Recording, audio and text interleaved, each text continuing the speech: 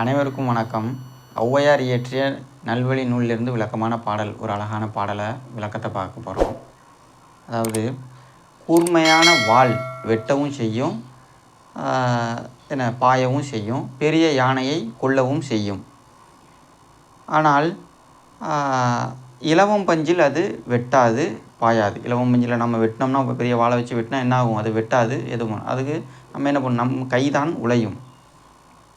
அதே போல் தான் பெரிய இரும்பு கடப்பாறை, அது கல்பாறையை பிளக்காது.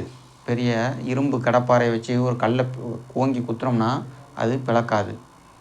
ஆனால் இதுவே சாதாரண மரத்தின் பசுமையான மரத்தினுடைய வேர் பிளந்துவிடும். அதுபோலவே வன் சொற்களை இன் சொற்கள் வென்றுவிடும். இனிமையான சொல் வன் சொற்களை வென்றுவிடும். உதாரணத்துக்கு, இப்போ நம்மளை ஒருத்தர் ஏசுகிறாரு, திட்டுறாரு, இல்லை எதுக்கோ வஞ்சிக்கிறாருன்னு வைங்க. அப்போது நாம் பொறுமை காத்து இன்சொற்களே சொல்லினால் நாம் வென்று விடுவோம். அப்படி தானே? இப்போ ஒருத்தர்கிட்ட ஒரு பொருள் கேட்க போகிறோம், அவர் தர வேண்டியது இருக்குது. ஏதோ ஒரு காரணத்தால் நம்ம கடன் கொடுத்துருக்குறோம், திருப்பி வாங்க போகிறோம். வாங்க போகும்போது நம்ம என்ன சொல் பயன்படுத்துவோம்? இன்சொல் சொல்லுவோம்.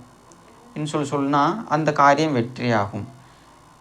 அதற்கு மாறாக வன்சொல் பயன்படுத்தும். கடன் தர வேண்டியது இருக்க, இவ்வளோ கடன் தர ஏன் பாக்கி வச்சுருக்கீங்க, எவ்வளோ நாளைக்கு உங்களுக்கு வருது, எப்போ தருவீங்க, ஏது தருவீங்க அப்படின்னு வன்சொற்களை பயன்படுத்தினால் அவர்களும் என்ன செய்வார்கள்? தரமாட்டார்கள், வெற்றி ஆகாது. அதனாலே இன்சொல் தான் வெற்றியை தரும்.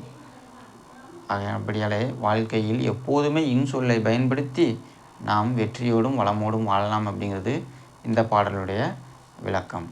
மிக்க நன்றி.